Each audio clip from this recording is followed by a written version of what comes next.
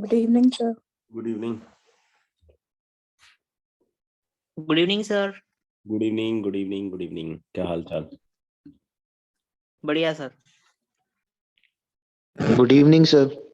Good evening बच्चों. क्या हाल चाल भाई? अपनी लास्ट क्लास में पीएनसी चालू हो गई थी ना? Yes, sir. Yes sir.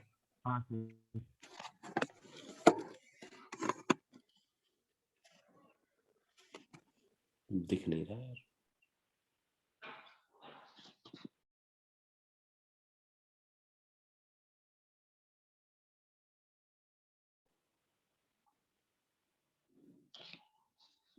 ये होगा.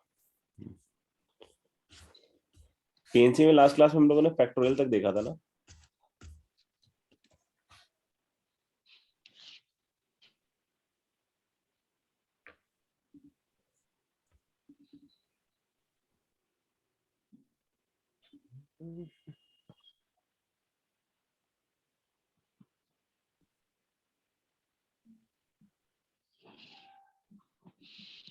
सब लोग आ गए हैं?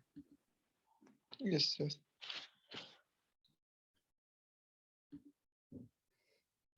अभी कुछ लिंक में प्रॉब्लम थी ना? Yes sir. Yes sir. थोड़ा और वेट कर लेते हैं.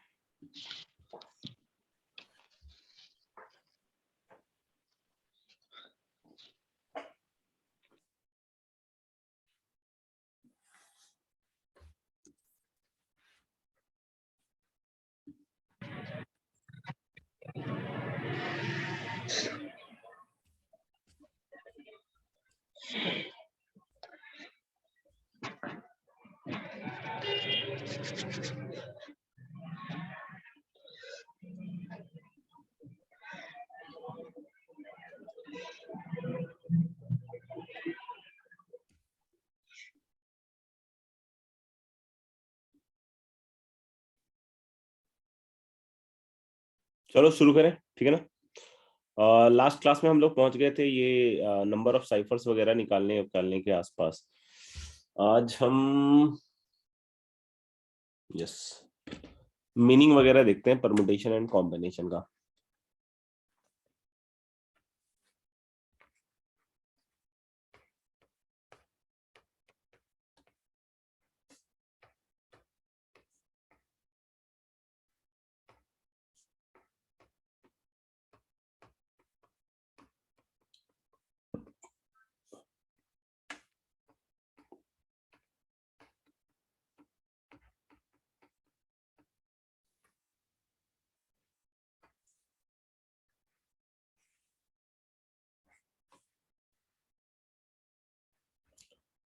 तो बताइए भाई, क्या मतलब है परमुटेशन वर्ड का और कॉम्बिनेशन मतलब का? एनीवन जिसको लगता हो थोड़ा बहुत बतला सकता है.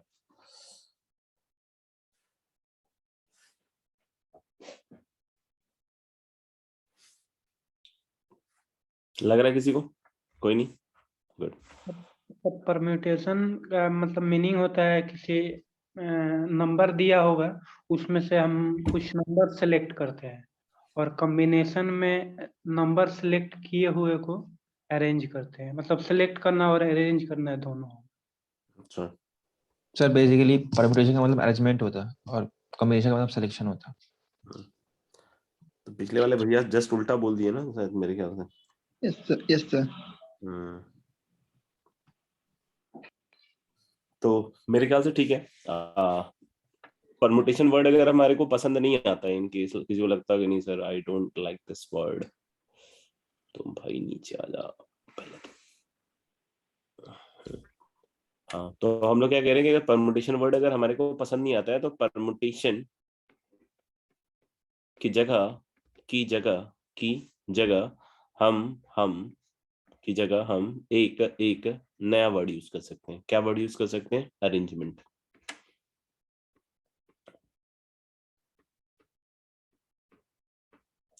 और कॉम्बिनेशन की जगह हम क्या यूज कर सकते हैं? सिलेक्शन.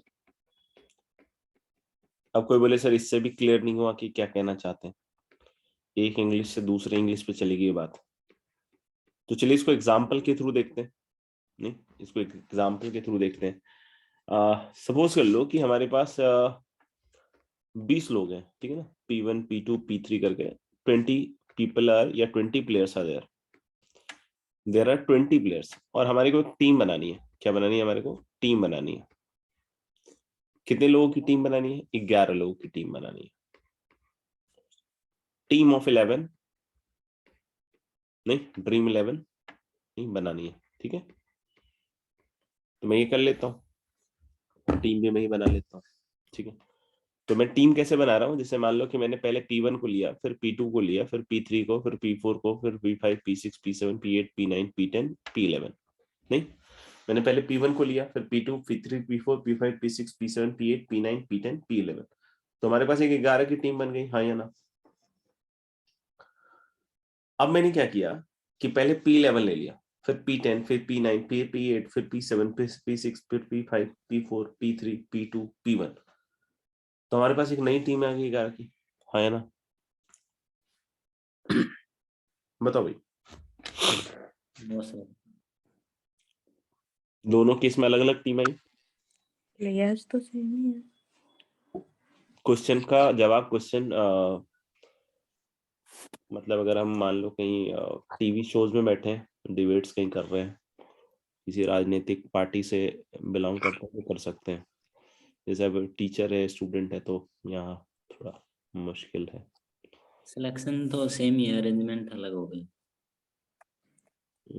फिर से वही वही बता टीम रहे हैं, जो सवाल है उस सवाल को आंसर करने की कोशिश कीजिए. नेतागण, वही टीम है. ऐसा लगना चाहिए स्टूडेंट्स को पढ़ा रहा हूँ, नेताओं को नहीं पढ़ा रहा हूँ. हाँ, एक बच्चा चुपके से बेचारा बार बार बोल रहा है वही टीम है, वही टीम है. वेरी गुड बेटा. तो हमने क्या कि the teams are not different, the teams are what? Same. क्या पहले P1 से लेकर P2 P3 P4 P5 P6 P7 P8 P9 P10 P11 लो, या फिर P11 P10 9 8 7 6 5 4 3 2 1 low.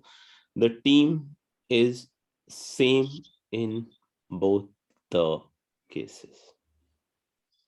So while making team, the order in which you are selecting the player is not important at all.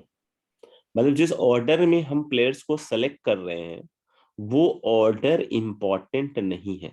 तो ये case किसका हुआ बेटा? Combination का या फिर सिलेक्शन का. यानी कभी भी हम टीम बना रहे हैं, कोई कमिटी बना रहे हैं, ठीक है ना, ये सब केसेस किसके हैं? कॉम्बिनेशन के. ठीक है ना, और कॉम्बिनेशन का दूसरा नाम क्या है? सिलेक्शन. बस सेलेक्ट करना है. सही है.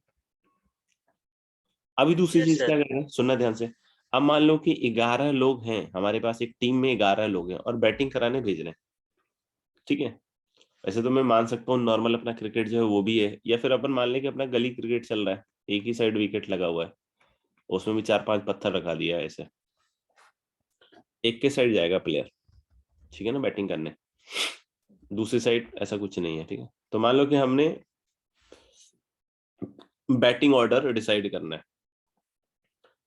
तो मैंने मान लिया कि बोल दिया कि भाई बैटिंग ऑर्डर में सबसे पहले मैंने क्या भेजा? P1 को बैटिंग करने के लिए.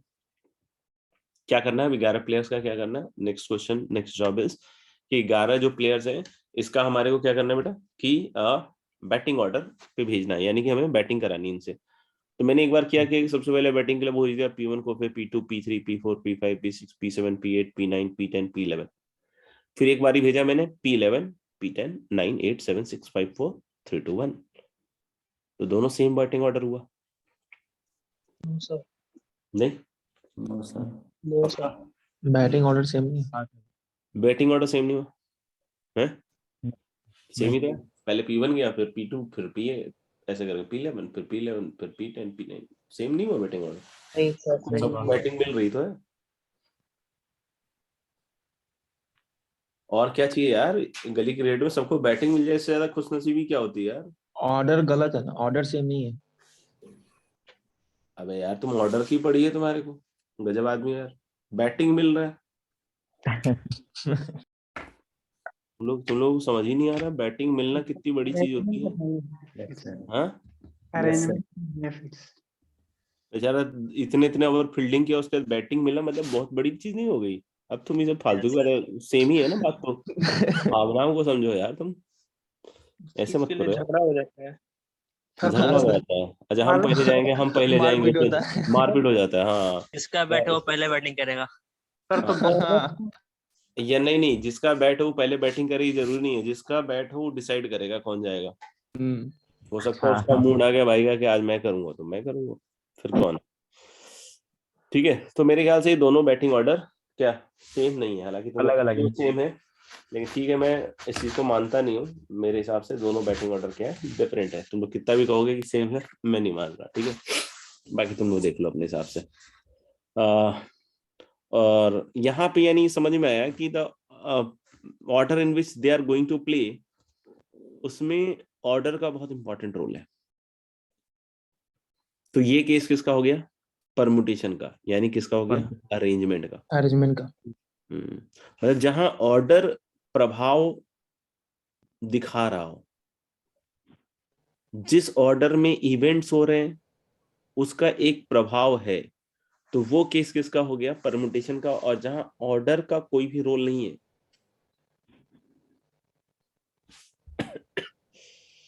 सर थोड़ी स्लाइड ऊपर कर दिया, हाँ हाँ बेटा, बस प्रखर 1 सेकंड स्लाइड ऊपर कर देता हूं, ये देखो, और ऊपर करना है, ये मिस कर गए होंगे आप पहला लाइन हरा वाला। अच्छा, तो मैं क्या कह रहा हूँ, जहां ऑर्डर अपना प्रभाव नहीं दिखा रहा हो, ऑर्डर प्रभाव दिखा रहा है, तो किसका केस हो गया रे? परमुटेशन का। अरेंजमेंट अच्छा, और जहां ऑर्डर नहीं प्ले कर रहा रोल, वो हो गया कॉम्बिनेशन का। ये सही बात बताई यार तुम लोगों ने। अच्छा, मान लो कि हमारे पास 5 वर्टेक्स है, वर्टेक्स सुने होंगे कहीं, 4 5, ये है 5 वर्टेक्स। और मान लो कि हमें एक 3 साइड वाला ट्रायंगल बनाना है, कितने साइड वाला, 3 साइड वाला। 3 साइड वाला बनाना है, ठीक है, ज्यादा साइड का मत बना देना। तो जैसे मैंने P1 P2 और P4 को सिलेक्ट किया, पहले P1 फिर P2 फिर P4, तो दिख रहा है एक ट्रायंगल बन गया नहीं? अभी जैसे क्या किया मैंने कि पहले P4 सिलेक्ट कर लिया, फिर P2 और फिर P1, तो देखो एक नया ट्रायंगल आ गया। नो सर, ट्रायंगल वही है। सेम ही है। सेम है, वो पहले ब्लू बना था, अभी हरा बना। एरिया सेम ही होगा। हाँ, एरिया सेम होगा, ट्रायंगल तो डिफरेंट है ना, पेरीमीटर भी सेम होगा। पैरामीटर भी सेम होगा, लेकिन ट्रायंगल तो डिफरेंट है ना। Same sir, same order different. Triangle के वर्टेक्स का ऑर्डर डिफरेंट है खाली बस। तो ट्रायंगल डिफरेंट हो गया ना, फिर बात तो सही कह रहे हो तुम लोग, सही। नहीं सर, हाँ? पहली बार ब्लू मिला था ना ट्रायंगल, और ये देखो तो बीच में जगह भी दिख रहा है यहाँ पे हल्का सा, ये ध्यान नहीं दिया तुमने, ये वाला पोर्शन, ये वाला। ड्रॉ करने में डिफॉल्ट है। हाँ, ये देखो ना, ये वाली लाइन कैसे गई, ऐसे गई, ऐसे गई, इधर से गई ना ये वाला, और ये ऊपर से ऐसे करके इधर बीच में गायब हो गया, डिफरेंट नहीं हुआ? नहीं सर, सेम सर तो स्ट्रेट लाइन वो नहीं है सर, उतना चलता है। इतना चलता है, हाँ ये भी बात सही कहा है। तो ये ह्यूमन एरर है, ट्रायंगल जो है वो सेम ही होगा। तुम लोग कितना भी कहोगे सर दोनों ट्रायंगल डिफरेंट है, एक ब्लू है एक हरा है, ये सर लाइन थोड़ा सा अलग आगे पीछे हो गया, मैं नहीं मान रहा इन सब बातों को, ठीक है ना, आपको मानना है मानिए, आपको जो करना है करिए, ठीक है ना। I will not going to see like it, मेरे हिसाब से दोनों ट्रायंगल क्या होंगे, सेम। बाकी आप गलती कीजिएगा तो गलत होगा, ठीक है। तो क्लियर हो गया कि भाई परमुटेशन क्या हुआ, परमुटेशन हुआ जहां ऑर्डर का इंपॉर्टेंट रोल है, और कॉम्बिनेशन क्या हुआ, जहाँ ऑर्डर का रोल ज्यादा। तो जो पहले वाले भैया बोल के गए उनकी बानी में गड़बड़ आ गई क्या, उन्होंने कॉम्बिनेशन में अरेंज कर दिया था, और इधर इधर बोले कि छोड़ दो, हटाओ, भाड़ में जाए, हमको कर लेना जब। चल जाता है ना कभी कभी डेफिनेशन में ऐसे। बोर्ड एग्जाम में तो डेफिनेशन लिखना थोड़ी आता होगा 11th में, ये तो 11th का चैप्टर है, कौन सी है। चलो हटाओ, चलो लिखो, परमुटेशन मींस, अंग्रेजी 2 लाइन अंग्रेजी भी लिख लो, थोड़ा हार्ड है, पानी वानी मिलाओ। Permutation means arrangement of things. Permutation means arrangement of things in a definite order. Permutation means arrangement of things in a definite order, which may be alike Permutation means arrangement of things which may be alike.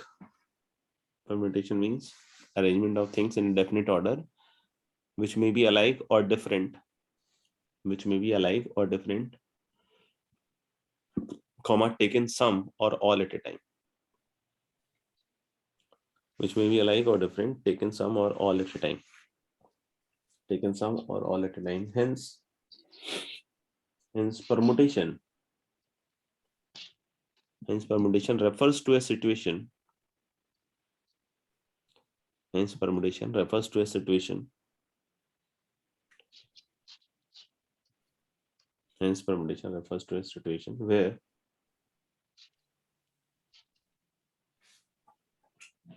order of occurrence. Where order of occurrence. Hence permutation refers to a situation where order of occurrence of the events. Where order of occurrence of events is important. Is important. I would say combination on the other hand. Combination on the other hand. Combination on the other hand refers to a situation. Combination on the other hand refers to a situation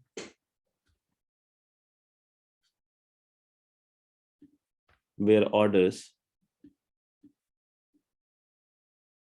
Combination on the other hand refers to a situation where order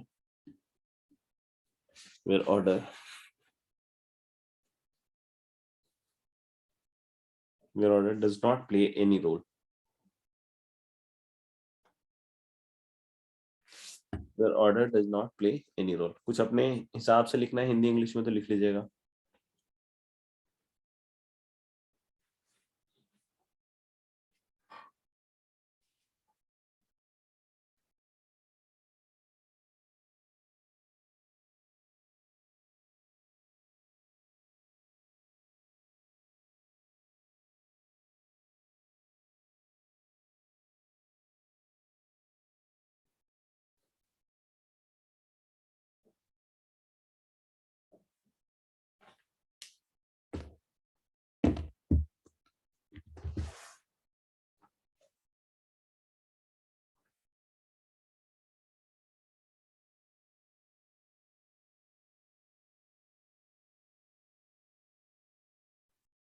लिख लिया सबने?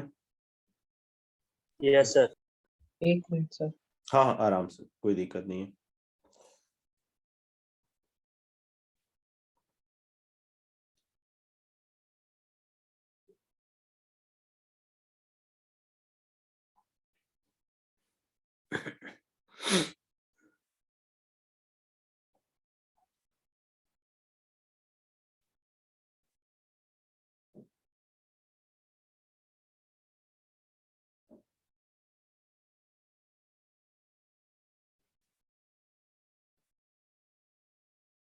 चलो आगे बढ़ते. मेरे ख्याल से लिख लिया होगा अब तक तो.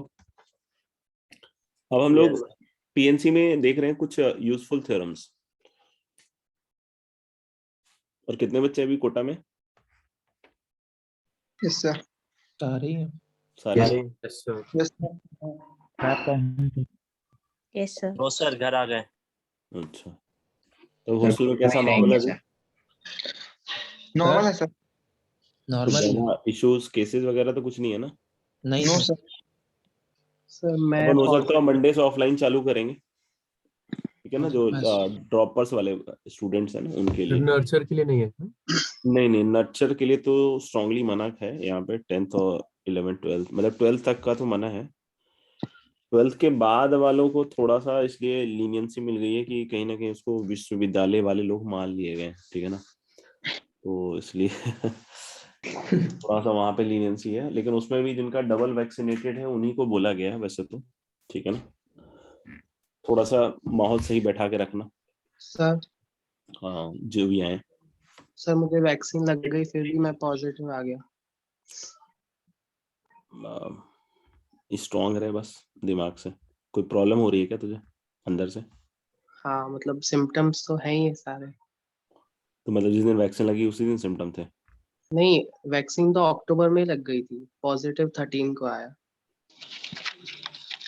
उससे फर्क नहीं पड़ता वैक्सीन से पॉजिटिव नहीं होने का। मुझे तो लग रहा है कि मैं भी हूँ, अभी मैंने चेक नहीं कराया। 3-4 दिन से मेरे को फीवर तो हो ही रखा है। फिर अभी नॉर्मल कोल्ड फीवर को भी दे टर्म इट एज पॉजिटिव। 100%। मतलब एक्चुअली दिस इज सीजन। मतलब जैसे अभी कुछ दिनों पहले भी मुझे जुकाम हुआ था, बट उस समय जुकाम था वो। अभी सीजन है ना, तो अब फिर से जुकाम हुआ है तो मतलब, या बुखार हुआ है तो इट विल बी, मतलब कुछ भी टेस्ट कराओगे वो पॉजिटिव ही आएगा। मतलब वो नेगेटिव का कोई चांस नहीं है। तो एट बेस्ट जो भी हम दवाई ले रहे हैं ना, वो जरूर लेते रहें, और घबराना नहीं, बस ये ध्यान रखना, ठीक है ना? यहाँ से स्ट्रांग रहना बस। फिर कुछ एक्स्ट्रा और मटेरियल मिल सकता है क्या? क्या क्या? कुछ एक्स्ट्रा मटेरियल, जैसे मतलब न्यूक्लियस का जो कैलकुलस का पार्ट वो खत्म हो चुका है, मतलब प्रोसीड कर चुके हैं, तो कुछ एक्स्ट्रा मटेरियल। कैलकुलस में बाकी होमवर्क हो गया सब? ये सर कैसा 5-6 मतलब 3-4-5-6 बनाया पूरा का। 1 2 3 4 5 6 बना लिए पूरा? 1-2 छोड़ दिए हैं, 3-4-5-6। सर ने 3 4 5 6 करवाया है? हमने सर 3-4-5-6 किया है, 1-2 छोड़ दिया है। प्रभु नाम बताएं अपना। मेरा नाम ऋतुजीत है। हाँ, ऋतुजीत। तो 3 4 5 6 क्यों किया? 1 2 3 4 क्यों नहीं किया? तो 1-2 मतलब पहले कर चुके थे ना पिछले साल। फिर से कर लीजिए बेटा, नहीं तो जेई मेन में ना मतलब लंका लग सकता है, मतलब मेरा ये कहना है। सर पिछले साल मतलब रैंक आया था इसलिए ड्रॉप ले लिए थे। अच्छा अच्छा, क्या रैंक आई थी आपकी? तो 4692, 469। अच्छा अच्छा, ठीक है, फिर आपके लिए कुछ प्रबंध कराया जाएगा। मेरे को पर्सनली मैसेज कर देना। Okay sir. चलिए, लेकिन ध्यान रखिएगा, मतलब इस बार भी जेई मेन अच्छा क्रैक करना है। मतलब ऐसा नहीं सोचिएगा कि लास्ट वाला माना जाएगा, नहीं। समझ रहे हो ना क्या कह रहा हूँ? Yes sir. हाँ, फिर से करना पड़ेगा, ठीक है ना? और जेई मेन अच्छा करना पड़ेगा फिर से। यस चलो, सर। तो we are talking about now some useful theorems. The theorem 1 is, ठीक है, बिल्कुल बेसिक सही है। Number of permutation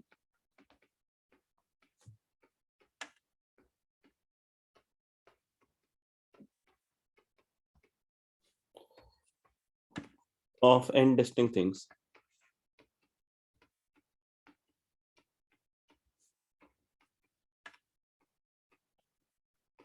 number of permutation of n distinct things taken all at a time.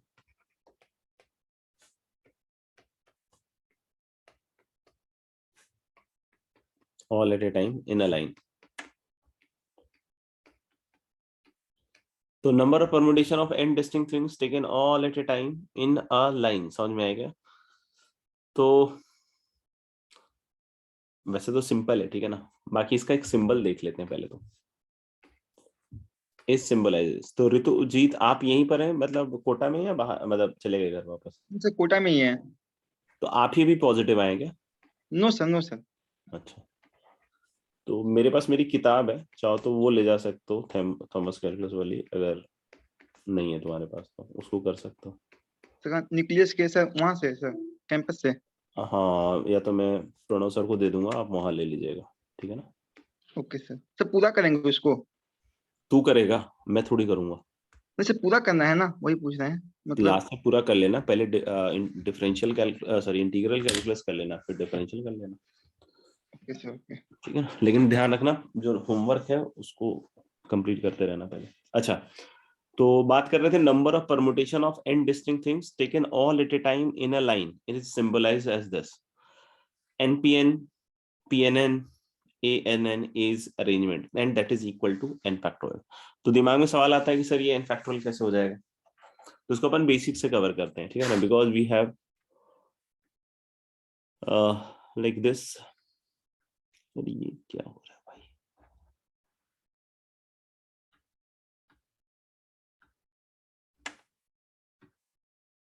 एक सेकंड।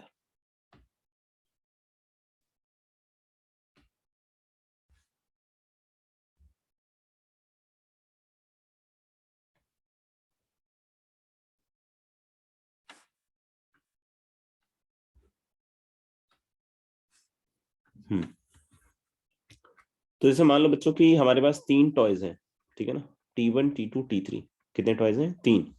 और इन तीनों को बेटा क्या करना है? अरेंज करना है। तो in how many ways we can do this? There are 3 toys and we have to arrange them in how many ways we can do this, ठीक है ना, ये क्वेश्चन है। तो देखो इनको अगर अरेंज करने पे जाए तो एक तो जैसे हम नॉर्मली करके ही देख लेते हैं, T1 T2 T3, तो one of the arrangement can be like this, T1 T3 T2, then one can be T2 T1 T3, then is T2 T3 T1, then is T3 T1 T2, then is T3 T2 T1, ऐसा ही कुछ होगा मेरे ख्याल से, क्या कहते हो? इसके अलावा और कोई अरेंजमेंट होगा क्या? एक बार देख के बताओ। नहीं होगा। Can there be नहीं। more arrangements? इसके अलावा नहीं ना? नहीं। तो मेरे ख्याल से यही है कुल मिला के अरेंजमेंट्स। दूसरा मैं क्या कह रहा हूँ कि मान लो 3 वैकेंट प्लेसेस हैं, एक नई चीज अपन देख रहे हैं। एक तो कोई पूछ रहा है कि भाई 3 टॉयज का मेरे को अरेंजमेंट बतलाना है, तो मैंने क्या कहा कि 3 टॉयज का अरेंजमेंट ये पड़ा, 3 टॉयज का अरेंजमेंट, ठीक है। दूसरा कोई कह रहा है मेरे को कि मान लो 3 वैकेंट प्लेसेस हैं और इसको मेरे को 3 टॉयज हैं या 3 ऑब्जेक्ट्स हैं डिफरेंट, इससे फिल करना है, ठीक है। तो मेरे को ये कहता है कि इससे फिल करना है, तो पहले प्लेस को कितनी तरीके से फिल करूंगा मैं? 3 तरीके, या तो T1 रखूंगा या T2 या फिर T3। सेकंड प्लेस को कितनी तरीके से फिल कर सकते हैं? 2 वेज। दो तरीके। और तीसरे वाले को एक एक तरीके से। और सबको भरना है, तो यही होगा। And this is again 3 factorial, that is 6। तो मेरे को क्या लग रहा है कि ये जो मैंने टॉयज को अरेंज किया या फिर मैंने इन वैकेंट प्लेसेस को इन 3 टॉयज से भरा या 3 ऑब्जेक्ट से भरा, the 2 ways are same actually. और आप देख सकते हो कि यहाँ पे भी जो फिल किया आपने ना, ये भी क्या है? अरेंजमेंट ही है टॉयज का। जैसे मान लो कि किसी ने बोला कि सर मैंने पहले स्थान पे T1 को रख दिया, दूसरे पे T2 को और फिर T3 को, तो ये दिख रहा है ना, पहला ही अरेंजमेंट आ गया। कोई बोले कि नहीं सर पहले पे मैंने क्या करा ना, T1 को रखा, फिर T3 को, फिर T2 को, तो ये दिख रहा है दूसरा वाला आ गया अपना। तो आप देख सकते हो नहीं, जो 6 तरीके थे ना भरने के यहाँ पे 3 वैकेंट प्लेसेस को, वो एक्चुअली यही 6 तरीके थे, वो एक्चुअली यही 6 तरीके थे। यानी यहाँ से हमारा काम बड़ा आसान हो गया कि हमारे पास अगर कोई बोलता है ना कि n चीजों को अरेंज करके बतलाओ, तो मैं क्या कहूंगा कि n चीजों को अच्छा अरेंज करना है, तो मान लिया वो चीजें क्या है? T1 T2 T3 till Tn। तो मैं ऐसे सोच लेता हूँ कि इन n ऑब्जेक्ट से इन n प्लेसेस को फिल कर रहे हैं। नहीं समझ में आया पूछ लेना कि क्या चल रहा है सब, ठीक है। क्योंकि हर बार तो ऐसे नहीं करेंगे ना भाई, how to count without actually counting, उस पर काम करना है अपने को, ठीक है। तो हम लोग बोले कि n ट्वाइस है और हमारे पास n वैकेंट प्लेसेस हैं, तो पहला प्लेस कितनी तरीके से फिल होगा? n ways. यस। दूसरा प्लेस -1 n-1, तीसरा n-2 -2 और ऐसे करते करते लास्ट वाला प्लेस एक एक पहले ही एक तरीके तरीके से। देखिए n वैकेंट प्लेसेस था और n ही टॉयज थे। तो मेरे ख्याल से अब कोई पूछे कि what is the number of ways in which it can be arrange, तो answer is simply n factorial. n factorial. तो यही तो होंगे ना अरेंजमेंट के भी तरीके, जो अभी हम बात कर रहे थे कि n डिफरेंट चीजों का arrangement taken all at a time, ठीक है ना। तो यही होंगे वो n तरीके, n फैक्टोरियल तरीके, समझ में आएगा। तो that's why npn is going to be what? n factorial. लिखिएगा।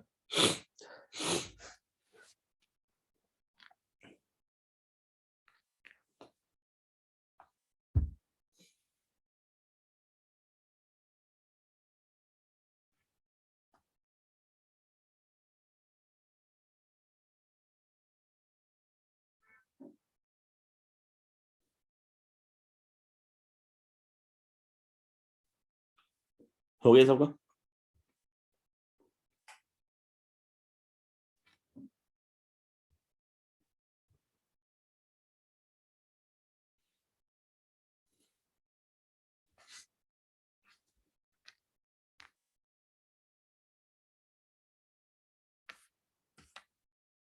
सबका डन है तो ये बोल देना यार एक बार। Yes sir. हो गया सर। हो गया। थ्योरम 2 पे आते हैं यार। थ्योरम 2 क्या कह रहा है कि नंबर ऑफ परम्यूटेशन और अरेंजमेंट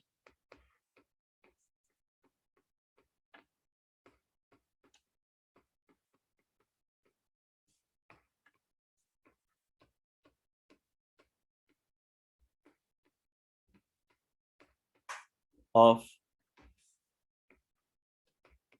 n distinct things.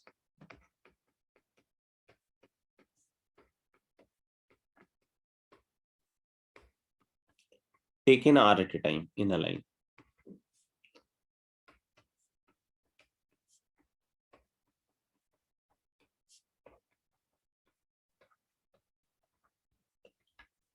तो हम लोग बात करें number of permutation of arrangement of n distinct things taken r at a time in a line, ठीक है ना, is symbolized as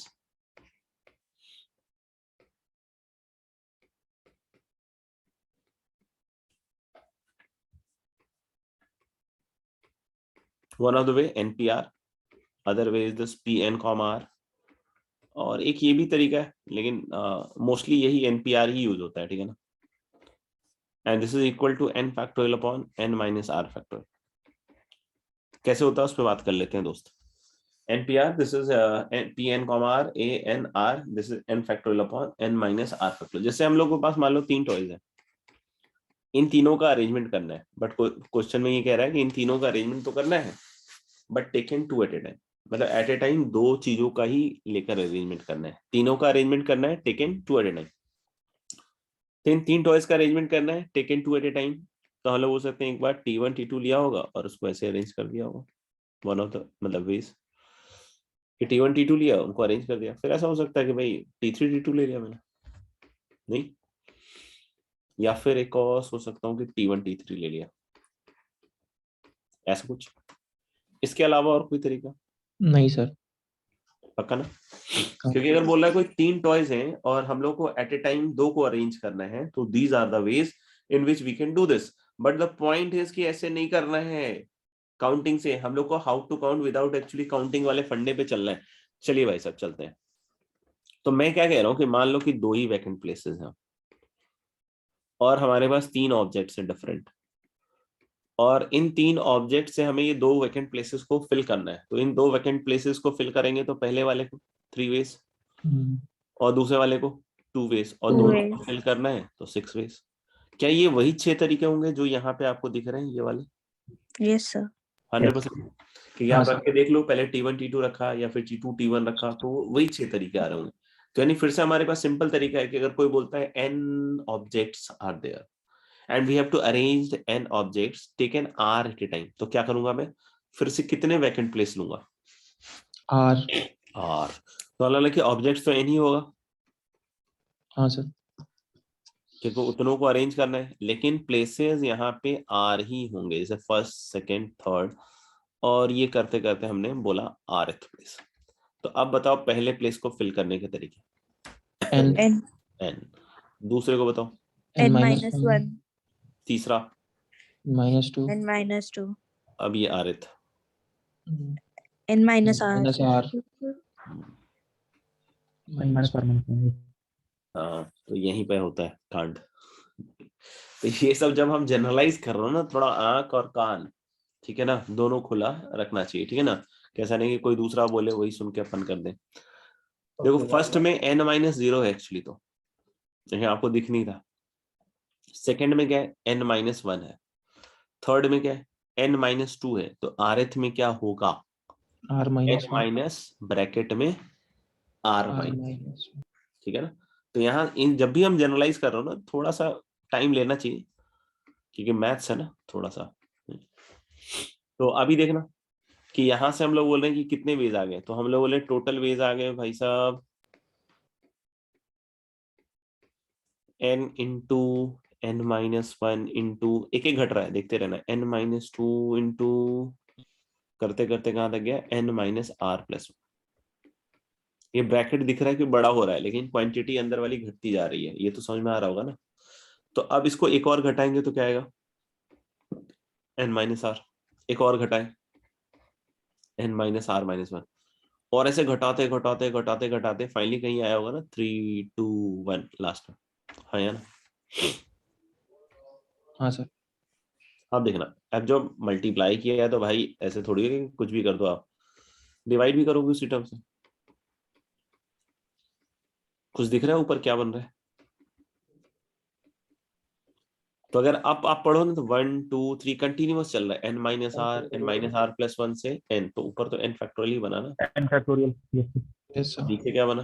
n minus r. minus तो that's why this is n factorial upon n minus r factorial. तो इसको भी लिख लीजिए फटाफट से.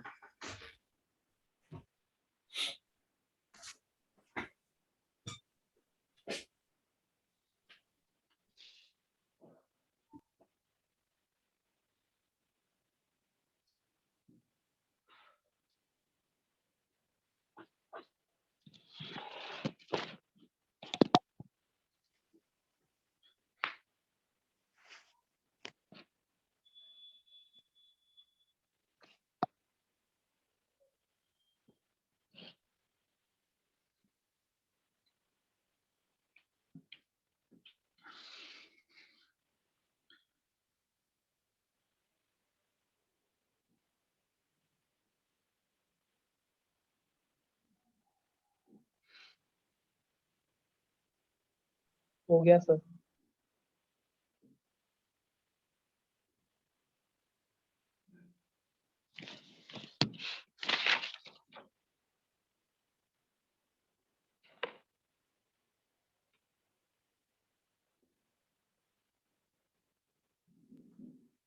चलिए हो गया हो तो नेक्स्ट पे चलते हैं अपन.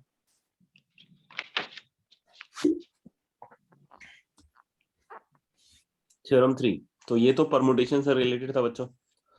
अब थ्योरम 3 जो है कॉम्बिनेशन से related. Number of veg in which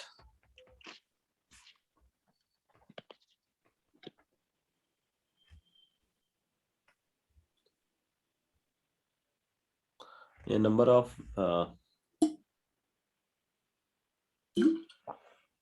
ways in which are distinct things can be selected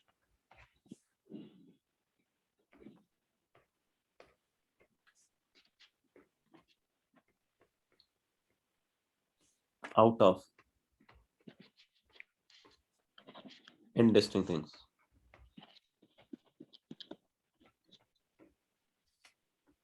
या number of combination of indistinct things are at a time. ठीक है ना. तो number of ways in which are distinct things can be selected out of n distinct things. ठीक है. is symbolized as. इस बार arrange नहीं करना है, ध्यान रखना. इस बार सिर्फ सेलेक्ट करना है. तो इसको हम लोग बेटा ऐसे करते हैं NCR या फिर CN, और तरीका है जो जी काफी यूज करता है, लाइक दिस. हालांकि लिख देते हैं बगल में कि दिस सिंबल डिनोट्स वही number of ways in which r distinct things can be selected out of n distinct things. और इसकी वैल्यू क्या होती है? इसकी वैल्यू होती है n factorial upon r factorial और क्या n माइनस r. लिखना है इसको.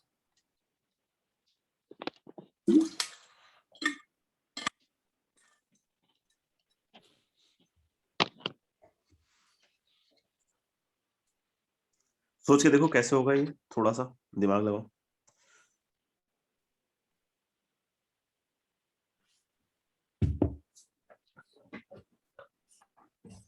और कोई एक्सप्लेनेशन तक पहुंच सके तो बतलाइएगा कि this is the explanation sir.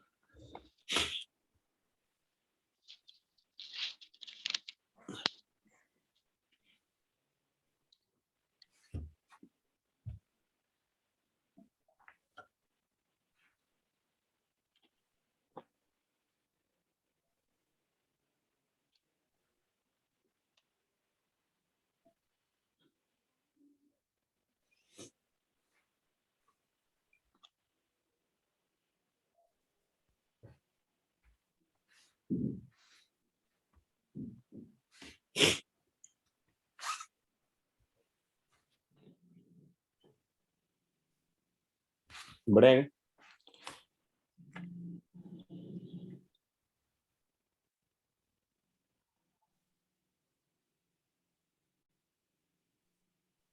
देखना. ये 3 टॉयज है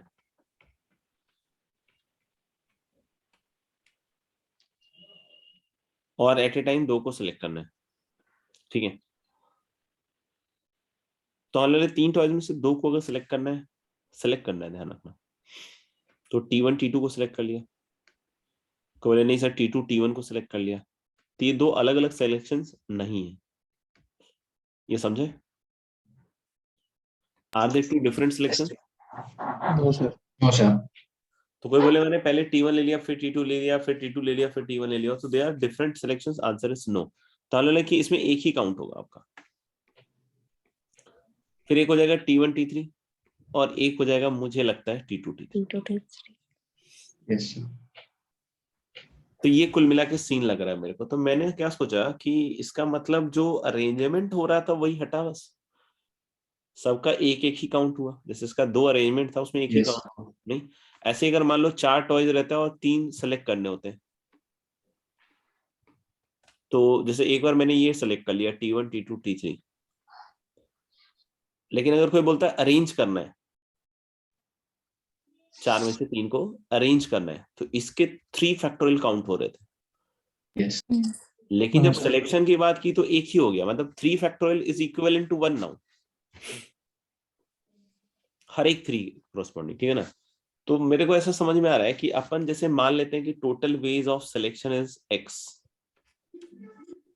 नहीं ऐसा मान लेते हैं, टोटल वेज ऑफ सिलेक्शन क्या मान लिया? x। और मान लो हमने 3 में से 2 का सिलेक्शन करना था बेटा, ठीक है? तो हमने जो x माना total number of ways of selection, वो x तो ये हो गया ना, क्या समझ रहे हो? सिलेक्शन ये हो गया ना, ये x माना ना मैंने। Yes sir. लेकिन मान लो कि इसको अरेंज करना होता है, तो मैं क्या बोलता कि एक तरीका तो था 3p2, अगर कोई बोलता है 3 में से 2 का अरेंजमेंट करना है सर, तो आंसर भी 3p2। हाँ सर। तो मेरे को कि 3 में से 2 का अरेंजमेंट करना है सर, तो मेरा आंसर क्या है 3p2। और इसी चीज को मैं दूसरी तरीके से सोचता कैसे कि अच्छा x तो हो गया number of ways of selection, और हर एक सिलेक्शन के कोरस्पॉन्डिंग कितना अरेंजमेंट है, 2 फैक्टर। Yes sir. तो ये दोनों बराबर होने चाहिए ना? तो ये समझ नहीं आया। हाँ आएगा नहीं ना, थोड़ा सा धीरे धीरे आएगा, ध्यान से देखते रहेंगे तब। तो हालांकि कि मान लीजिए कि हमारा क्वेश्चन होता है कि 3 टॉयज में से 2 टॉयज का अरेंजमेंट करना एट ए टाइम, तो ये समझ में आया कि 3p2 होगा ये। हाँ सर। दूसरी तरीके से इस सवाल को सॉल्व करते हैं कि हमने बोला क्या कि सबसे पहले हम सेलेक्ट कर लेते हैं, तो टोटल वेज ऑफ सिलेक्शन क्या हो गए x, ऐसे से x आ गए, यस सर। और हर एक जो है वो कितनी तरीके से अरेंज हो रहा होगा, 2 फैक्टर। हाँ हर एक सिलेक्शन कितनी तरीके से अरेंज हो रहा होगा, 2 दो फैक्टर। तरह से। हाँ तो हालांकि द आंसर ऑफ सिलेक्शन फिर यहाँ से निकल गया ना 3p2/2 फैक्टर, यस सर। नहीं? यस अब सर। यही काम हमारे को सपोज कर लो कि n टॉयज है, T1 T2 T3 से लेके कहां तक है n टॉयज, कितने सेलेक्ट करने हैं इसमें से बच्चों? r। आज। तो मैं यहाँ पे फिर से वही ट्रिक लगा रहा हूँ कि सबसे पहले मैं अरेंज कर रहा हूँ कि n चीजें हैं, और एट ए टाइम r चीजों को अरेंज करने का तरीका अभी देखा था, क्या था? npr। PR। तो ये एक तरीका हो गया सॉल्व करने का सवाल को कि n में से r चीजों को अरेंज करने का तरीका, ठीक है? दूसरा मैं क्या कह रहा हूं कि मान लो सबसे पहले हम r के सिलेक्शंस कर लेते हैं, n में से कितने का सिलेक्शन कर रहे हैं? r r r। अब बोलो कितनी तरीके से हो सकता है, तो आंसर नहीं पता, तो क्या मानेंगे? x। लेकिन हर एक सिलेक्शन जो r का आपको मिल रहा है, ठीक है ना, कितने वेज में मिल रहा है? x, उनका अरेंजमेंट तो आपको पता है ना, अगर r चीजों का अरेंजमेंट करेंगे तो कितने तरीके से n r factorial. r factorial. तो यानी यहां से हमारे को क्या मिल गया, क्या कि number of ways of selection of r objects out of n। pr upon r factorial. तो यानी ये दिख रहा है कि आपको n factorial upon r factorial n minus r factorial, यही तो आया। सोचो थोड़ा सा।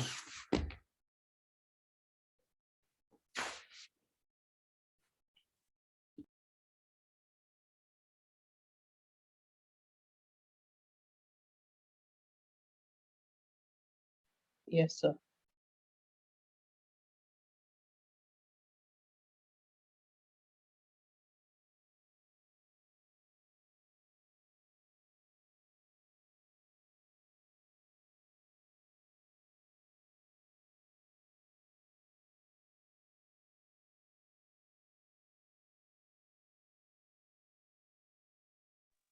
Yes, sir.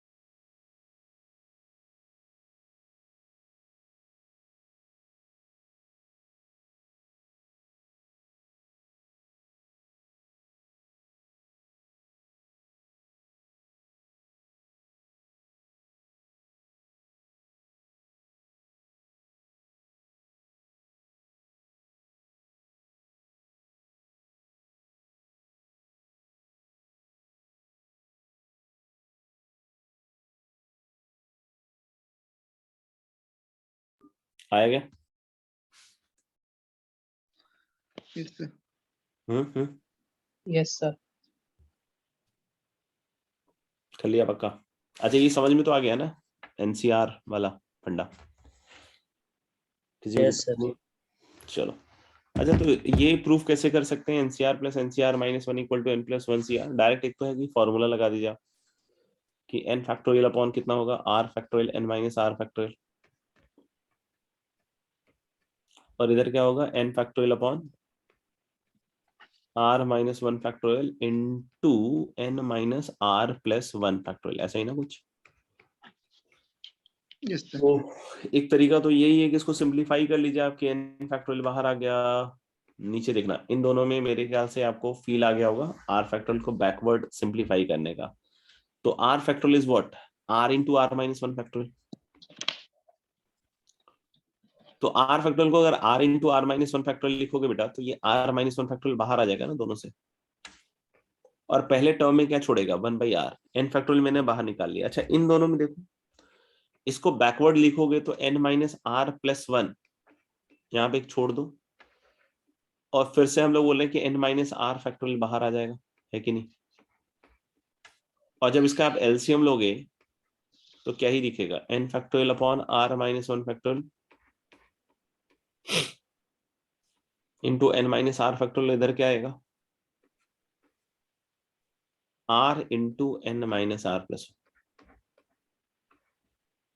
और इधर आएगा n minus r plus 1 plus r. तो आप देखो अब ध्यान से, ये जो r और r माइनस 1 फैक्टोरियल है, ये क्या मिलेगा r फैक्टोरियल,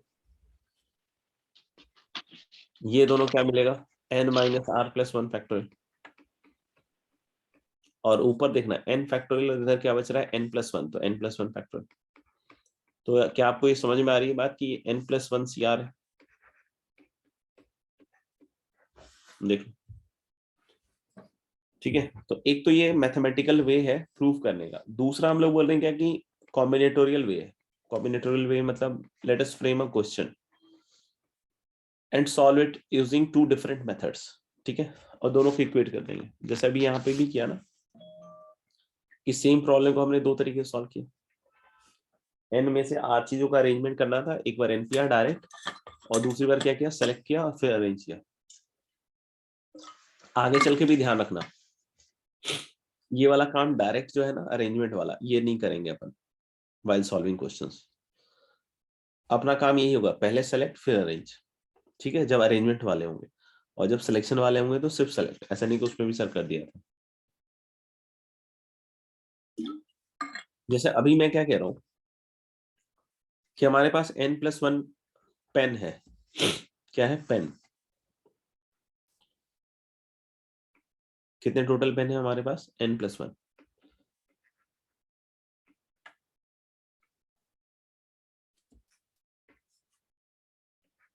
सारे डिस्टिंक्ट कलर के पेन है, ठीक है ना। किसी को लग रहा सब ब्लू है सर, तो आंसर इज नो, सब डिफरेंट है, देखो ध्यान से। और एक और कलम है, ये टोटल n है, और एक और कलम है, ये सब डिफरेंट है, n+1 आर डिफरेंट। और कलर भी सेम है तो पेन अलग अलग कलर, मतलब अलग अलग डिजाइन के हैं, ये मान लेना, आप समझ में आएगा। देख भी सकते हो, कोई छोटा है, कोई थोड़ा मोटा सा है, सब डिफरेंट है, ठीक है। अच्छा, और एक और है, ये मान लो कि किसी की फेवरेट पेन है, तो टोटल कितने पेन है पहले तो ये बताओ, मुश्किल है बट n+1 n+1 हाँ, तो n+1 है, n+1 में से अगर r पेन सेलेक्ट करना होगा तो what is the answer, r n+1 में से r सेलेक्ट करनी है तो क्या तरीका होगा, n+1 CR n+1 CR। अच्छा, एक चीज सोचना और बतलाना ध्यान से कि जब मैंने n+1 CR किया होगा तो हर एक r के सिलेक्शन में, हर एक r के सिलेक्शन में क्या ये वाला पेन होगा ही होगा क्या? नो सर, नहीं, No, sir. तो मतलब फेवरेट है कुछ ना, सिलेक्शंस में, अच्छा फेवरेट तो होगा ही, होना तो चाहिए। होना नो चाहिए। नहीं, जब मैंने n+1 टोटल पेन माना था डिफरेंट और r सिलेक्ट किया था तो ये होना चाहिए, मतलब इस इंग्लिश की वजह से ही है, या मतलब कुछ ऐसा है और तरीका, मैथ्स भी यही कहेगा, सोचो एक बार। नो सर, और अगर मैंने क्वेश्चन फ्रेम करते हुए फेवरेट नहीं बोला होता और अब ऐसे बोला कि n+1 पेन है और r सिलेक्ट करना है, तो अब ये पेन होगा कि नहीं होगा हर एक सिलेक्शन में? जरूरी नहीं नहीं होगा, सब में जरूरी नहीं नहीं है, है, सब जरूरी नहीं है ना, मतलब अगर मैं इसको फेवरेट वर्ड बोलूं उससे जरूरी थोड़ी है कि ये हर एक सिलेक्शन में आ गया। नहीं, तो हम लोग बोल रहे हैं कि अब लेकिन केसेस जरूर इसके रेस्पेक्ट में बता सकते हैं with the biasing of this. मैं बोल सकता हूं कि अब ये जो n+1 में से r सिलेक्ट किया ना मैंने टोटल पेन, तो मैं बोल सकता हूं कि कुछ ऐसे सिलेक्शंस होंगे r के जिसमें ये फेवरेट पेन नहीं होगा, और कुछ ऐसे होंगे जिसमें फेवरेट पेन होगा। यही तो Yes, आंसर होगा ना। हाँ सर, यस सर। दो ही तरीका है। अगर इस पॉइंट को मैंने रेफरेंस फ्रेम मान लिया अपना, तो मैं बोल रहा हूँ कि इस पेन के रेस्पेक्ट में बात करूं तो देखो टोटल तो n+1 CR है, ठीक है ना, उसमें कोई दिक्कत नहीं है, लेकिन इस n+1 CR सिलेक्शंस में जो बात कर रहे हैं, हर एक RR का जो सिलेक्शन होगा उसमें कुछ सिलेक्शंस में ये पेन नहीं होगा और कुछ में होगा, और यही टोटल काउंट है n+1 CR का। तो चलिए, ये फेवरेट पेन नहीं होगा तो इसको गोली मारो ना, हटा दो। यस तो कितने पेन है आपके पास अब? n n N कितने सेलेक्ट करने हैं? आर NCR एनसीआर, ठीक है। हाँ सर। अब मेरा दूसरा क्वेश्चन है, मान लीजिए कि हर एक सिलेक्शन में फेवरेट पेन है, तो N अब plus कितने one. पेन हैं जिनसे आप N सेलेक्ट कर plus one. सकते हो?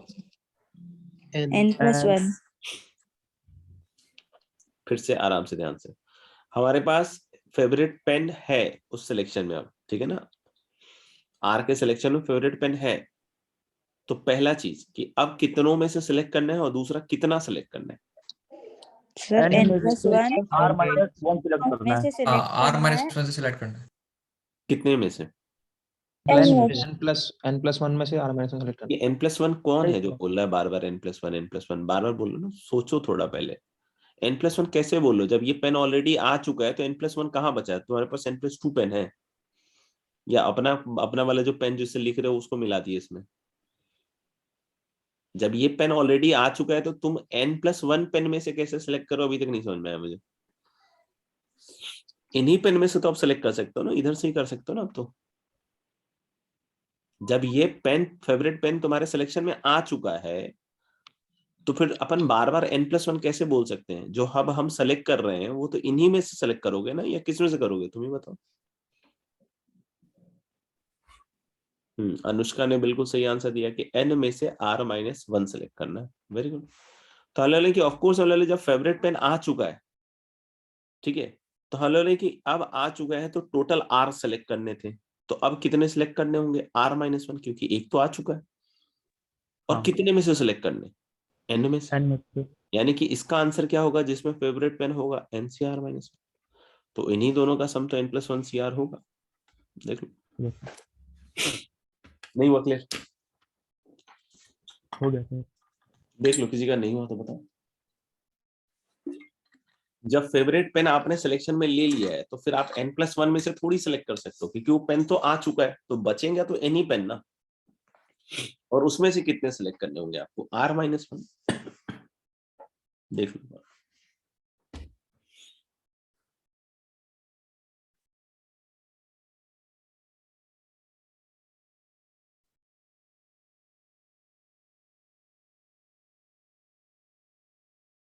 चले आगे बढ़े, लिख रहे हो तो कोई डन है? सर टाइम चाहिए?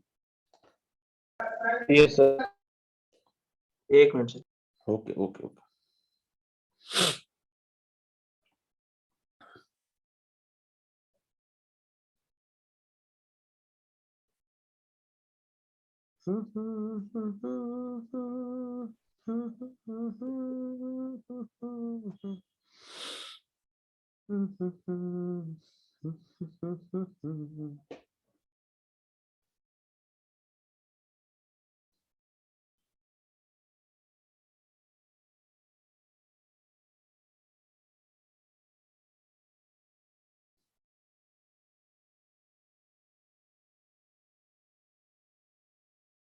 ठीक है भैया, और टाइम चाहिए? हाँ सर, हो गया। पक्का?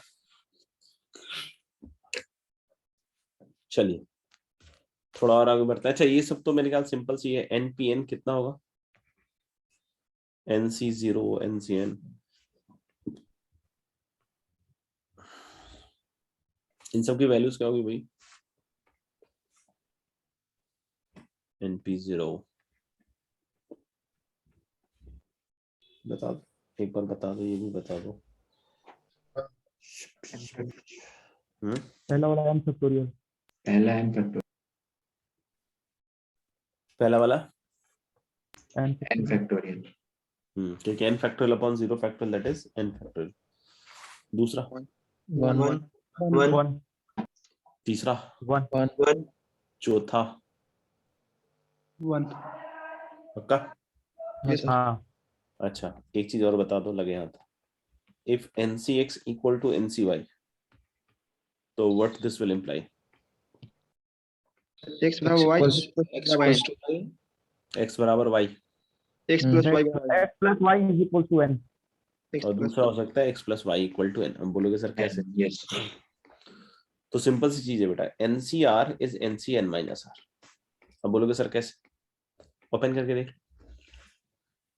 नहीं, जैसे एनसीआर ओपन करोगे तो क्या आएगा, n factorial upon r factorial n minus r factorial. इधर से क्या आएगा, n factorial upon n minus r factorial into नीचे एन माइनस ऑफ दिस करोगे तो फिर से आर फैक्टोरियल आ जाएगा। तो मतलब दोनों क्या है, सेम है।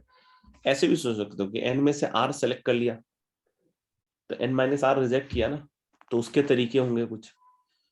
तो आपको बोल रहा है एन में से एन माइनस आर चाहिए, सेलेक्ट कर लो, तो आर रिजेक्ट हो गया होगा, तो तरीके तो सेम होंगे ना, क्योंकि जब हाँ जब सर। आर सेलेक्ट हुआ होगा तब तब एन माइनस आर रिजेक्ट हुआ होगा। तो whatever be the way of selection of r things and rejection of n minus r things is equal to the selection of n minus r things and rejection of r things, क्योंकि selection और rejection reference frame ही तो है। समझ पा रहे हो? तो हम हाँ लोग बोल सर। सकते हैं कि अगर NCX इक्वल टू NCY है, बाकी मैथमेटिकली भी आप चेक कर सकते हो। तो एक चीज और हो सकती है ना कि NCX equals NCN minus y, ये भी तो हो सकता है। तो एक तो आपने बोला NCX इक्वल टू NCY, तो X इक्वल टू Y सोच लिया आपने। दूसरा NCX equal to NCN minus Y, क्योंकि NCY is same as NCN minus Y. तो यहाँ X इक्वल टू क्या होगा, N minus Y, and that will give you X plus Y equal to N। X equal to N minus Y, तो this will lead us to X plus Y equal to N। Clear है क्या? तो इसलिए इस चीज का भी ध्यान रखना कि अगर NCX इक्वल टू NCY है तो या तो X इक्वल टू Y होगा या फिर X plus Y equal to क्या होगा, N। आगे बढ़े, चलिए नेक्स्ट क्वेश्चन है। There are n points in a plane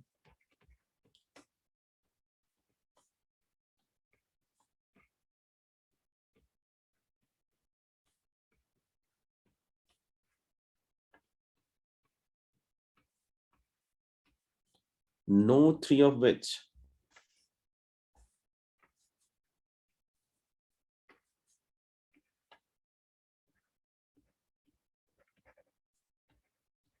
are collinear। Find पहला है number of straight lines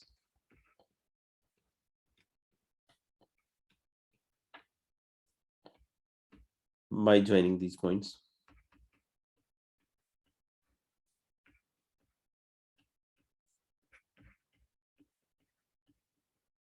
दूसरा है number of triangles।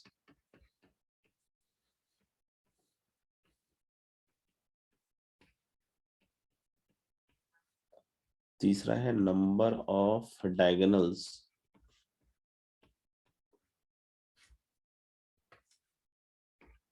number of diagonals if these endpoints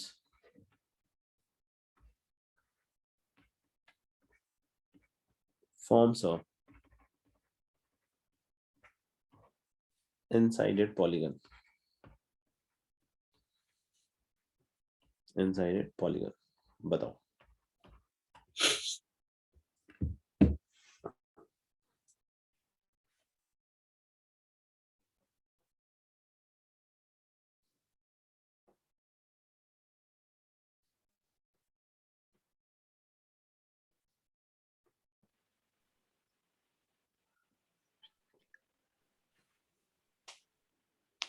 NC2, NC3, NC2 minus N। Yes, the same.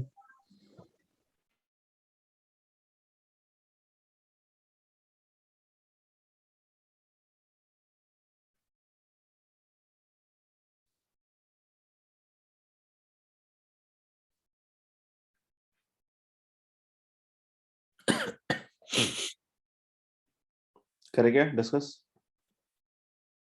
सब लोग अगर हो गया हो तो। सर अभी नहीं हुआ। Sure sure.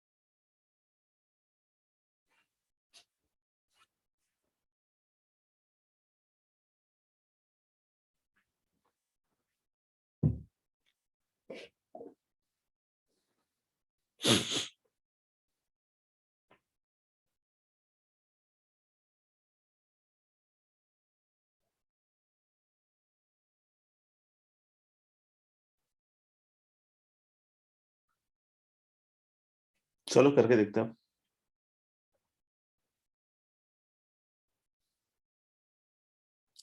जैसे पहला तो बहुत सिंपल है बच्चों, क्योंकि अगर बोला number of straight line by joining this points, तो मतलब बोले n पॉइंट्स है, और ये चीज है ना बहुत इंपॉर्टेंट है, no 3 of which are collinear. ठीक है, देखो अगर मैं बोलता हूँ कि स्ट्रेट लाइन है तो 2 पॉइंट के थ्रू एक यूनिक लाइन आएगी, लेकिन मान लो कि जो तीसरा पॉइंट था ये कॉलिनियर था यहाँ पे, तो आप देख रहे हो नंबर ऑफ लाइन रिड्यूस हो गया। जैसे मान लो ये 3 पॉइंट्स है और 2 पॉइंट से एक लाइन बनी, फिर इस 2 पॉइंट से एक लाइन बनी, फिर इस 2 पॉइंट से एक लाइन बनी, तो तीन टाइप की लाइन बनी ना। लेकिन अगर तीनों पॉइंट कॉलिनियर हो जाते तो एक ही लाइन बनती, 4 पॉइंट कॉलिनियर हो जाते तो एक ही लाइन बनती, अगर ये n पॉइंट्स कॉलिनियर थे तो एक ही लाइन बनती। यानी कि जैसे कॉलिनियरिटी आएगा डिस्टॉर्शन आएगा, डिस्टॉर्शन आएगा मतलब उसके हिसाब से काम करना पड़ेगा। कैसे काम करना है उस पर बात करेंगे, लेकिन फॉर द टाइम बिंग यहाँ पे कोई डिस्टॉर्शन नहीं है। कोई भी 2 पॉइंट सेलेक्ट करोगे तो एक डिफरेंट लाइन बनेगी। अब बोलोगे सर डिफरेंट क्यों बनेगी? क्योंकि सेम तब बनती ना जब लाइंस मतलब more points would have been collinear. जैसे कोई बोलता है कि नहीं सर ये 3 पॉइंट्स है, मान लो ये कॉलिनियर, कोई बोलता है नहीं नहीं सर ये वाली एक लाइन अलग हो गई और ये वाली एक लाइन अलग हो गई, तो ये अलग नहीं है बाबू, ये सेम ही तो लाइन है। Yes sir. लाइन अलग नहीं है, एक ही लाइन है, तीनों पॉइंट उसी पे लाई कर रहा है, ठीक है ना, समझ लो। हाँ सर। तो हम लोग बोले कि no 3 of which are collinear, ये बहुत अपने आप में बहुत इंपॉर्टेंस रखता है। तो अब यहाँ पे क्लियर है कि अगर कोई भी 3 कॉलिनियर नहीं है तो कोई भी 2 पॉइंट लेंगे तो एक लाइन बनेगी, और ऐसे ऐसे फिर कितने लाइंस बन जाएंगी? NC2 और सेम एज ट्राइंगल के केस में बोल सकते हैं क्या? NC3। NC3 कॉलिनियरिटी होता तो यहाँ भी गड़बड़ हो जाता। अब बोलता है नंबर ऑफ डायगोनल्स, अगर ये n पॉलीगन n साइड का होता,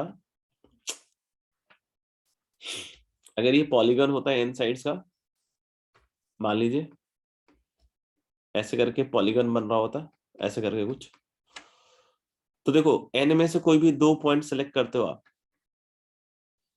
तो या तो वो साइड होगा, सोच लो, या फिर मान लो ये दोनों पॉइंट सेलेक्ट करोगे तो डायगोनल बनेगा। जैसे पॉलीगन ऐसा कुछ बनेगा ना बेटा, ऐसे करके कुछ पॉलीगन बन रहा होगा अपना, नहीं?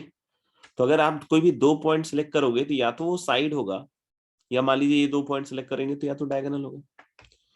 तो NC2 में सिर्फ 2 ही तरह की चीजें, या तो क्या है बोलो, डायगोनल, या फिर क्या है, साइड। तुम्हें क्या निकालना है? नंबर ऑफ डायगोनल, तो ले लेके साइड्स घटा दो ना। फिर नहीं क्लियर हुआ? NC2 में से क्या कर दिया हमने, टोटल साइड्स घटा दी, तो कितनी साइड्स है? n ही तो साइड्स है। ऐसा आ गया। नहीं समझ में आया तो पूछ लीजिएगा। दूसरा तरीका भी है इसका, अगर ये समझ में आ गया तो बोलिए आगे बढ़े। दूसरा तरीका क्या है कि मान लीजिए ऐसा है, सोचिएगा बेटा, ठीक है ना। अब n तो बनाने वाला नहीं हूं, नहीं तो फिर क्लास निकल जाएगी। ऐसे करके जैसे कोई भी एक पॉइंट ले लो रैंडमली, कोई भी, जैसे ये सारे पॉइंट्स है ना,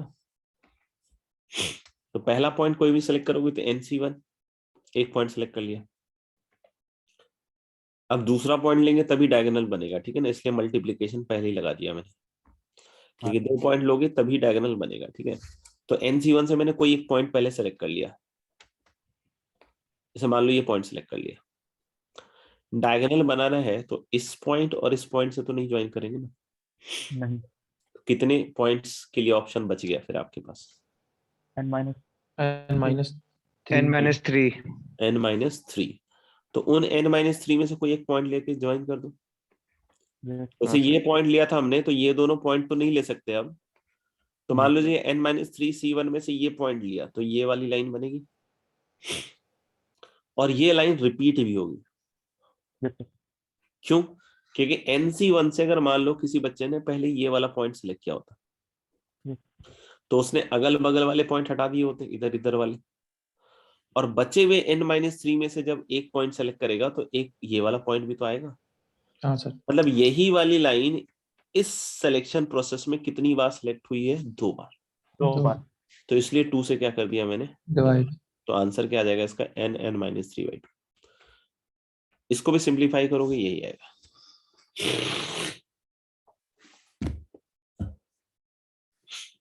क्लियर है क्या सबके लिए? नहीं है तो अभी बोल सकते हो, दोबारा बोलूंगा। चलो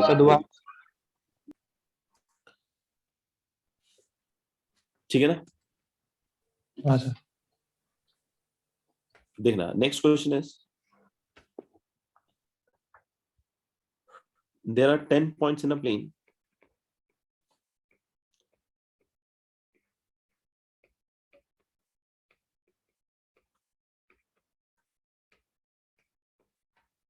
किसी को भी दिक्कत हो ना तो 8-10 पॉइंट लेकर एक पहले पॉलीगन बना लो और फिर सोचो कि इसके आजू बाजू वाले को हटा दिया, फिर कोई एक पॉइंट उधर से लिया तो उसको जब ज्वाइन किया तो डायगोनल बना, वो लाइन जो है कितनी बार आई, तो जब उधर से पॉइंट लोगे तो फिर इधर वाला पॉइंट भी आएगा, तो ये लाइन 2 बार काउंट होगी। जैसे सोचोगे तो दिख जाएगा।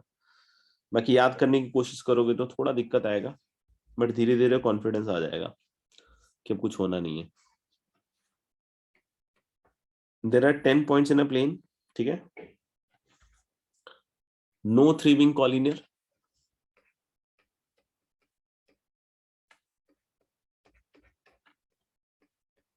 ठीक है? अब यहां तक तो बहुत खुशी लगती है बच्चों को पढ़ते पढ़ते, फिर आ जाता है except for which are in the same line. Except for which are in the same line. Find. पहला है find, first part is number of lines.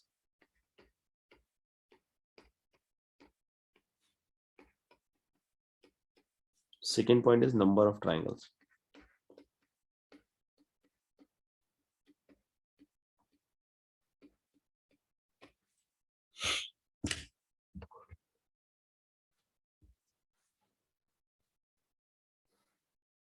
ध्यान रखिएगा इसमें जो बोला गया है, मतलब कोई भी 3 पॉइंट कॉलिनियर नहीं है, लेकिन 4 ऐसे हैं जो एक ही लाइन में है, उसके अलावा कोई भी 3 पॉइंट कॉलिनियर नहीं। So 6C2 + 1, दूसरा का 6C3 plus 4C2 into 6C1 plus 6C2 into 4C1। देखते हैं।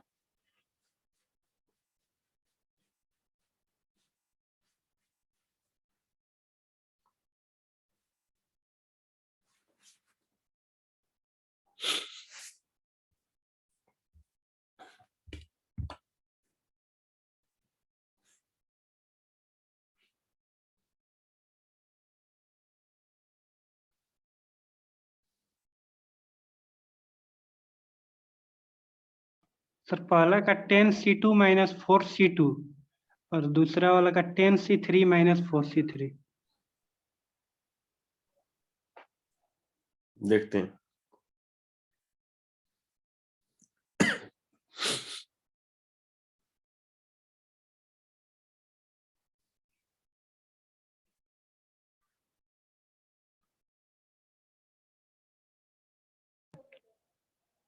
सर वो पहला वाला गलती बोल दिया, 10C2 - 4C2 + 1। ठीक है।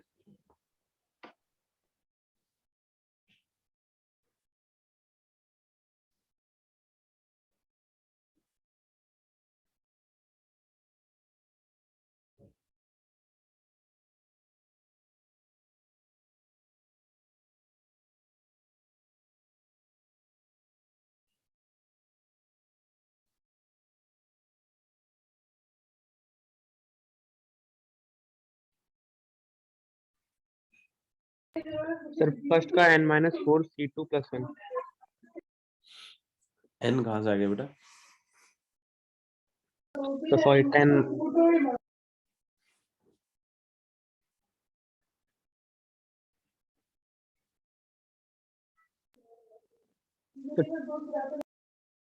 Six C2 + 1, sorry sir.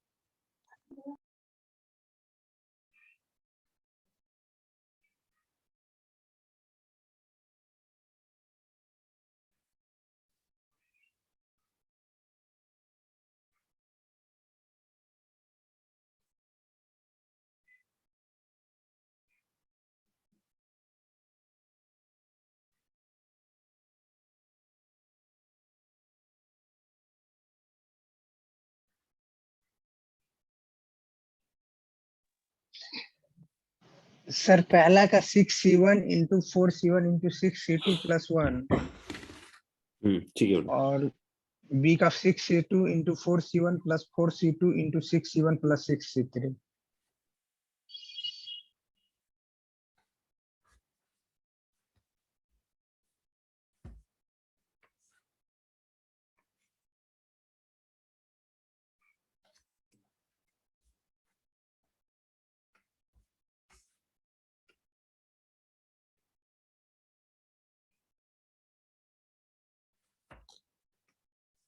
जैसे मान लीजिए कि 4 पॉइंट्स है बच्चों जो कि लाइन में, एक ही लाइन में, तो मान लीजिए ये 4 पॉइंट ऐसे,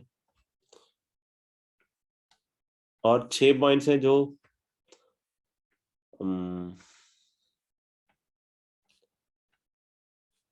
इस तरह से कुछ सोचो। इन चारों के अलावा कोई भी 3 पॉइंट ऐसे नहीं है बेटा, ठीक है ना? इन चारों के अलावा कोई भी 3 पॉइंट ऐसे नहीं है जो कि कोलिनियर है, ठीक है। तो सबसे पहले तो अपन लगा देते हैं PV equal to nRT ideal. अब बोलोगे सर क्या आइडियल, तो लेकिन पहले ये सोच लेते हैं कि वो जो हमारा ओरिजिनल कंडीशन था ना कि no 3 of them are collinear, तो इन 4 को एक बार के लिए तो इग्नोर मार देते हैं और 10 पॉइंट्स में ये कंडीशन सोचते हैं कि no 3 of them are collinear. तो कितनी लाइंस बनेंगी अगर ऐसा सोचे तो? 10C2। ठीक है, अगर 10 पॉइंट है और इस कंडीशन को ओबे कर रहे हैं कि no 3 of them are collinear, तो the total number of straight lines is going to be 10C2। इससे कोई इनकार नहीं कर सकता, राइट? लेकिन ऐसा है नहीं। लफड़ा क्या है? नहीं, ये तो फाफड़ा हो गया। लफड़ा क्या है? लफड़ा क्या है? 4 पॉइंट जो है ना ये कोलिनियर है, तो अब उन 4 पॉइंट्स का इसमें कंट्रीब्यूशन सोचते हैं ना एक बार को, कि अगर ये 4 पॉइंट इस कंडीशन को ओबे करे कि no 3 of them are collinear, तो कितने लाइंस बनाता ये? अगर no 3 of them are collinear वाला फंडा ओबे करता तो 4C2 बनाता ना भैया, हाँ या ना? हाँ सर। अगर ये 4 पॉइंट्स इस चीज को ओबे करता कि no 3 of them are collinear, तो ये कितने लाइंस बना रहा होता? 4C2। 4C2। तो ये बना तो रहा नहीं है, तो माइनस कर दो। लेकिन ये कितने बना रहा वो तो देखोगे, एक ही तो बना रहा है, तो जोड़ दो। तो total PV equal to nRT से माइनस जो गड़बड़ है वो कर दिया, और एक्चुअल कंट्रीब्यूशन। नहीं समझ में आया कुछ? नहीं आया? यस यस सर है। हाँ, दूसरा ट्रायंगल बोल रहे हैं तो 10 में से 3, फिर से पीवी इक्वल टू एनआरटी। नहीं, ये माइनस फिर से इन चारों का क्या रहेगा? 4C3 का कंट्रीब्यूशन होगा, लेकिन हटाना पड़ेगा ना। ओरिजिनल कितना है, कितना बना रहा है एक्चुअली? 0। 0। तो कुछ ऐड करने की जरूरत नहीं है। एक तो ये मेथड हो सकता है दोनों के लिए। ये ध्यान रखना, ये वाला मेथड ही इंपॉर्टेंट है क्योंकि हर जगह यही लगने वाला है। इस पर्टिकुलर केस में एक और काम कर सकते हैं पहले वाले की। इन चारों से कितनी लाइंस बन रही है? एक।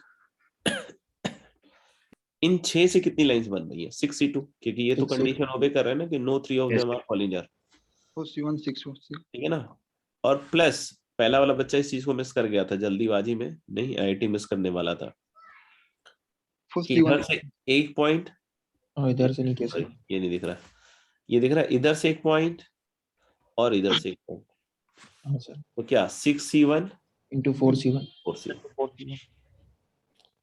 और ऐसे ही दूसरा वाला पार्ट क्या हो जाएगा कि उन 6 से कितने ट्रायंगल बनेंगे? 6C3 6C3 प्लस इन 4 से कोई भी ट्रायंगल ना बनेगा।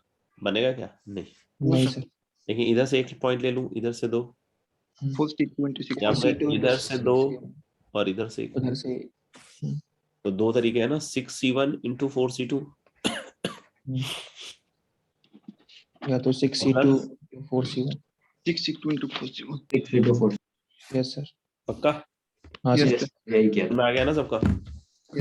हाँ, लेकिन जो दूसरा पहला वाला तरीका है दैट इज मोर इम्पोर्टेंट क्योंकि वो जनरली सब जगह लगेगा। चलिए आगे बढ़ते हैं।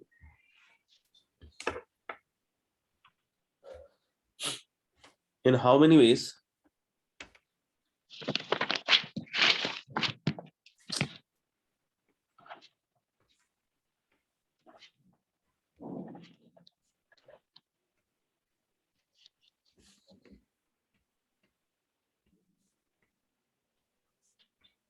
Can the 7 different colors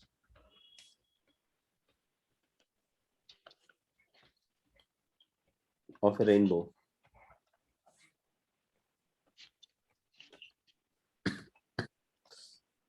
be arranged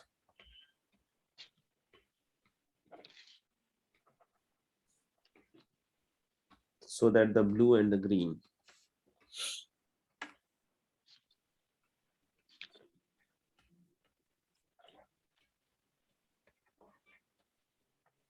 never come together?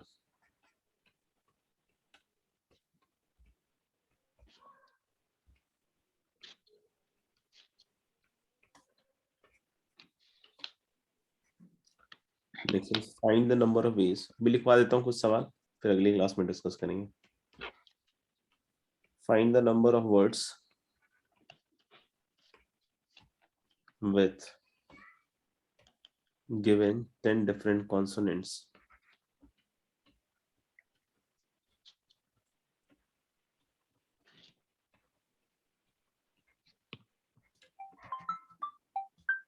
and 4 different vowels.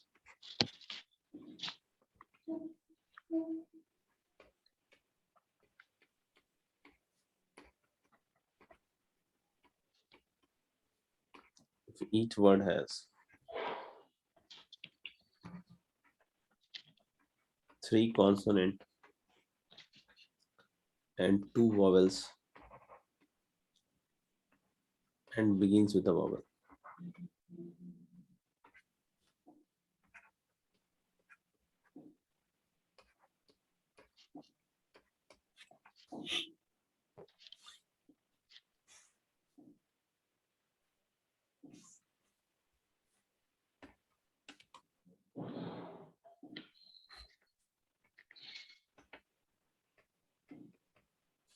A train having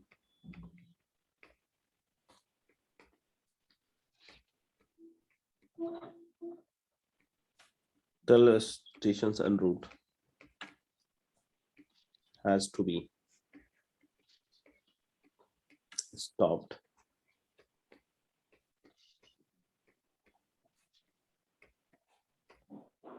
at 4 stations.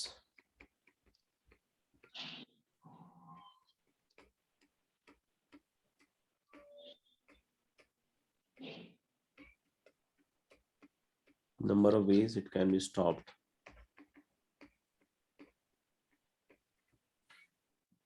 If no 2 stopping stations are consecutive.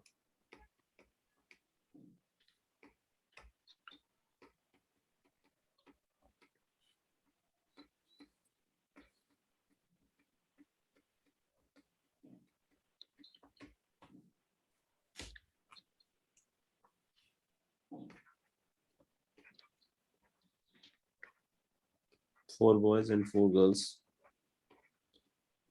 are to be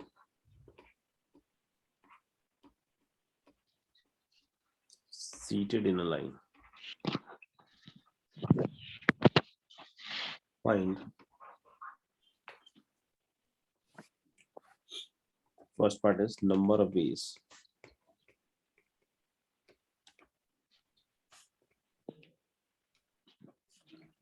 they can be seated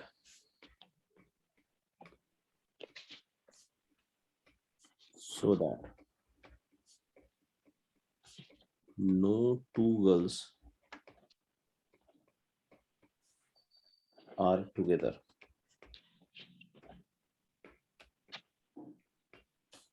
Or girls are separated. ऐसे ही बोलते हैं कि और girls are separated. ये सब अब English थोड़ा सीख लेना, नहीं तो आगे फिर से आएगा, फिर से परेशान हो जाओगे ऐसा वर्ड. ठीक है ना. गर्ल्स आर सेपरेटेड मतलब हुआ नो 2 गर्ल्स टुगेदर. तो बहुत ऑब्वियस है, बट फिर भी लगे तो रट्टा मार लेना. इंग्लिश, मैथ्स नहीं.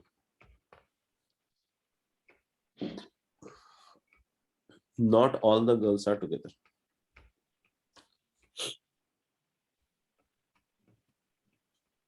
Or at least one girl is separated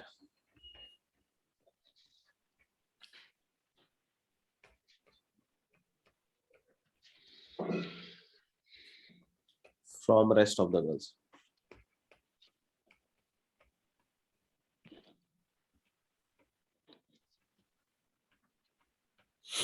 तीसरा है boys and girls are alternate.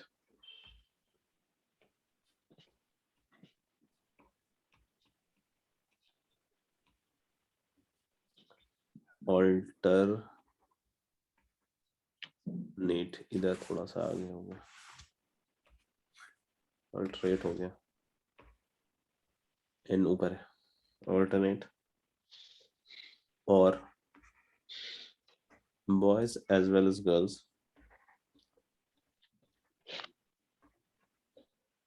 are separated.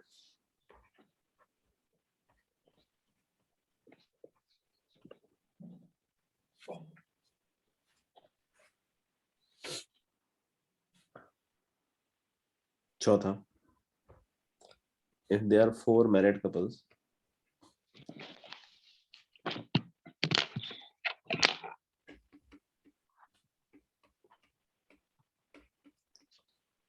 then the number of ways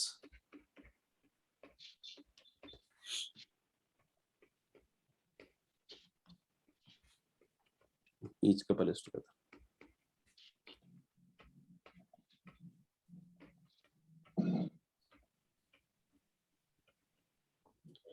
ठीक है भैया, तो ये करके आइएगा अगली क्लास में। बाकी शीट वीट तो होगी ना तुम लोगों के पास या नहीं है? ये सर है। तो चलिए नहीं है। नहीं है, में मांग लीजिएगा, ठीक है? जिनके पास भी नहीं है ग्रुपों में मांग लीजिएगा सॉफ्ट कॉपी। अच्छा, जिनको कोविड वगैरह कोविड था ना, उनको कभी भी कुछ प्रॉब्लम हो तो ग्रुप में डाल के या मैसेज या कॉल कर लेना डायरेक्ट, अगर कोई लग रहा हो प्रॉब्लम, ठीक है ना? वैसे तो कुछ होगा नहीं, बस स्ट्रांग रहना है और थोड़ा सा केयर रखना है, दवाई वही खाते रहना है, ठीक है? और लग रहा है रेस्ट कर लो, ज्यादा बेटर है। चलिए फिर मिलते हैं अगली क्लास में, होमवर्क अगली क्लास से स्टार्ट करेंगे, ठीक है भाई? Thank you sir. और कोई बात हो बता दीजिएगा। और हाँ, एक क्या नाम है उसका, चीनू नहीं रितु, हाँ, तो तुम एक बार मेरे को मैसेज डाल देना, ठीक है ना? फिर अपन करते हैं। यस ओके बेटा, bye bye, bye sir. Bye sir. Bye sir. Good night sir. Good night sir. Good night sir. Good night Shivam. Good night, good night, good night अनवी।